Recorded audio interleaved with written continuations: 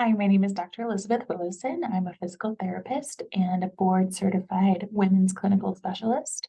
And today we will be talking about breathing. Breathing is an automatic function. It's actually called an autonomic function in the body, meaning you don't have to think about it. But today I'm going to have you think about it. Breathing can be divided into inhalation or inspiration and exhalation or expiration. And the official term for breathing that we use is called respiration, which includes both inspiration and expiration. Now, quiet inspiration, just sitting here, listening to this video, you should be using your diaphragm. Your respiratory diaphragm is the primary muscle, the number one muscle, the one that's supposed to be used for quiet, at rest inspiration. The diaphragm is a dome-like muscle that sits just in your ribs, okay, just underneath your lungs, okay, so thinking the bottom of your rib cage, it's going to sit like a dome. And then when you breathe in or inspirate, you are going to see the dome descend. So it starts like a dome and then it flattens as we breathe in. And then when we breathe out, it comes back up to being a dome. The quiet expiration doesn't actually require any muscles. It's just a reflexive movement of that dome back up to its resting position, the bottom of our ribs, okay? So we are needing to breathe all the time. It's very important for us to get oxygen. So we actually use accessory breathing muscles as well. And that occurs when we are not in quiet inspiration and expiration. Examples are when we're exercising, or when we're stressed, or when we need to cough. That's an example of a forced expiration. Okay, you're choking on something, you're coughing, etc. So with those things, we have our spectrum of our muscles of inspiration and expiration. Okay, so again, forced expiration, you can use your muscles in your neck and your chest and your abdominals, your trunk muscles. They're all going to help. Example is after a hard run, then you might lean over, bend on your knees and kind of lean your hands on your knees. That forces your body to use more chest muscles to help you with the breathing because the diaphragm isn't able to keep up by itself, okay? But again, these are all things that you're used to not thinking about. With autonomic systems, you don't have to. They're automatic, like we said. Another big autonomic system is the nervous system, the autonomic nervous system. This is divided into two divisions. So most people know these divisions as fight or flight and rest and digest, if you have heard of those. If you have not heard of those, I'll tell you what they're really called. They are called sympathetic nervous system. That is our fight or flight, the sympathetic. And then the parasympathetic is the rest and digest system. Okay, so there are different things that happen when our body is in each of these systems. When we're in fight or flight, it looks like what you would think. A lion just walked into the room, right? Or there's an immediate threat or danger. And so when that system is ramped up or turned on in the body, you are going to be breathing harder and faster. So you'll have more shallow breaths because the point is to get as much oxygen in as quickly as possible rather than to get all of our use of our whole rib cage and our whole thorax.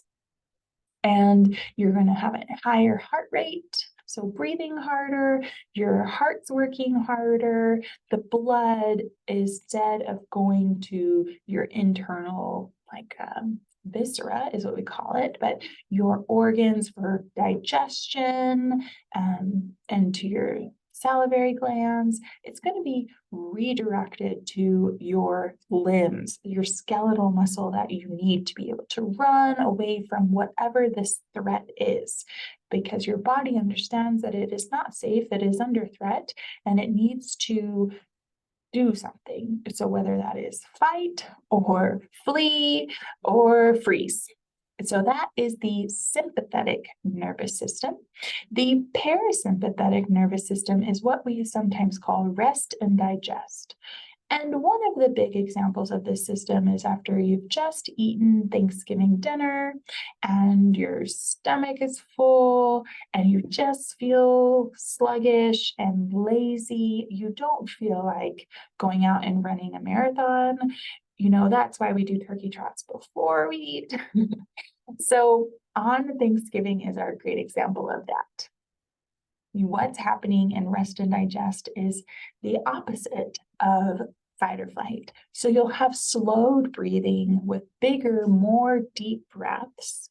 Your heart rate will also be slower at rest. You'll spend time sending those blood pathways over to the digestion system.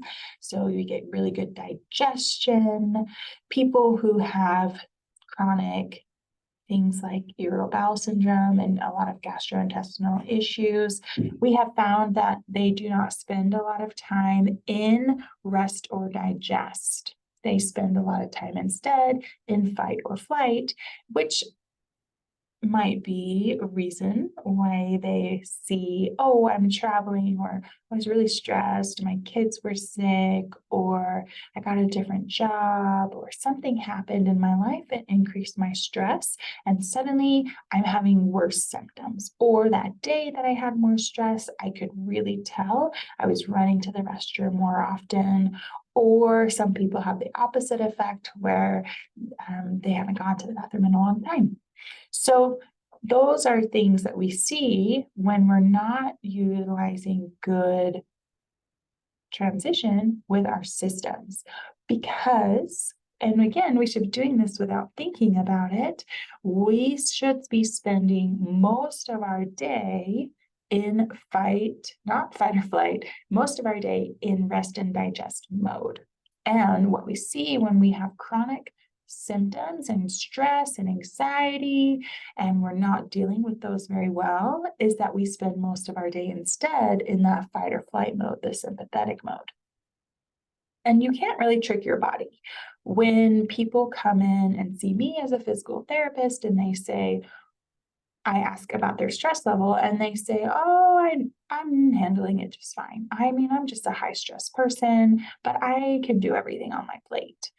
We look at that and we assess these different things and realize, actually, you think you're handling it very well, but your body is still acting like it is under immediate threat. It is still acting like a lion is going to burst into this door at any moment. And I'm using lion as an example because most people are afraid of lions. But maybe I should use bear or tiger or something that seems more of a threat. But most of our day, like I said, should be spent in this rest and digest mode. The problem comes when we've had experiences in the past that have stressed us out. And I work with a lot of people that have a history of trauma, and this can look like that too. But trauma in any way and shape and form, because what looks like trauma to me might not be trauma to you, because trauma is individualized. Okay, there's no strict definition of trauma. It is actually, the definition is what your body perceives as a threat and is a lasting impact on you. So trauma in the past, stress, changes in the environment, not being able to adapt to those changes, big to-do lists, influence of financial stress or other family members or people close to us. All of these things we actually carry and imprint on our body, and they affect our autonomic nervous system. The thing about the autonomic nervous system is that when we used it in the past, many, many, many years ago, when we really were under a threat of the lion coming in and we had to make that decision of fight or flight, then afterwards, there was always a resolution, right? So you either fight the lion and you die, or you fight the lion and you win, or you flee away from that lion and you get to safety. But there's always this cycle back to safety where your body can transition to parasympathetic or rest and digest mode, where it perceives we're no longer under immediate threat or danger. Versus the world we live in today, we typically don't have the same kinds of threats. Our lions are now, my boss wants me to work on this project, my daughter's getting picked on, my illnesses, my stresses in all areas of my life. And we don't get that same resolution. We can't complete the cycle by finding a place of safety. So one of the most important things that we can do to manage stress and improve how our body handles it and how it perceives our environment and our threats, and then how we can come back to that circle, full circle, and that period of safety is with breathing. So breathing can actually trick your body into going into parasympathetic mode, okay? So let's just assess how you're breathing right now. Most people place a hand on the chest and then another hand on the low abdomen around the belly button, and they'll have you take a couple of breaths. So just quiet breathing again, so I won't talk, and I'll let you have just a couple of breaths in and out, inspiration and expiration. And while you do this, I want you to think about where you feel the most movement. Do you feel it in the chest? Do you feel it in the belly? Also count how many seconds it takes you to breathe in and out. Does one breath take you 2 seconds, 7 seconds, 5 seconds? How many Mississippis? Because again, some people rush through when I ask them to count. Okay, so when we do this, historically, people would always say, we want you to be belly breathing, okay? So we don't want much movement up here on the chest. We want the movement on the belly. The problem with belly breathing is that I have found in my years of experience that when you cue or tell somebody to do belly breathing, they start to use their accessory muscles. Those trunk muscles we talked about, the neck muscles, the chest muscles, they still want to come on when really we want the diaphragm. So how do you feel the diaphragm move? This dome, how do we know it's moving? I can't see it, like I can see my chest moving and my belly moving. So how do I know I'm really, really using diaphragmatic breathing? Okay, well, I will tell you. So instead of placing your hand on your chest and your abdomen, I'd like you to take your hands like this. Okay, so like C's, and place them on your lower ribs. So for women, it's typically just below the bra line, and maybe our men can imagine they're wearing a bra for this, but if they don't want to do that, then you just make sure that you're on the outside of the ribs, okay, but below the chest, slightly below the chest, okay? So when we breathe, the diaphragm needs space to go from that dome to flat, And how it does that is it pushes out the rib cage. So not only should you have forward movement of the ribs, but you should have a lot of sideways movement like this. In physical therapy school, we usually tell the students it's a bucket handle movement. Okay, so it's up and to the side. We have found that most of our students do not use buckets anymore, so you're just gonna have to believe me. And then you'll also feel a little bit in the back because our ribs go all the way around. So what we have now started calling this is 360-degree breathing, okay? Or umbrella breathing, which can also be a good image for people, good visual, where you see an umbrella open in all directions. The same is going to happen with your thorax, okay, or your rib cage. It's going to expand and open in all directions. So by putting your hands right here, you will feel that you should have a lot of movement, ribs pushing into this web space. A little bit of movement in the front still, but also movement in the back. That's also hard for people to really get in the beginning, and they can need a little bit of practice, but you can really work on visualizing that breath going into your hands, pushing them away, and then pushing your thumbs back as well. Most people that I have worked with and taught breathing to are using their chest for their primary movement, okay? Instead of good rib cage breathing, 360-degree breathing. So how we get this is we practice with our hands, we practice on our side and really push into the surface that we are laying on. We practice in a chair with a back, really try to push into the chair with our breath and really visualize, okay? Really visualize.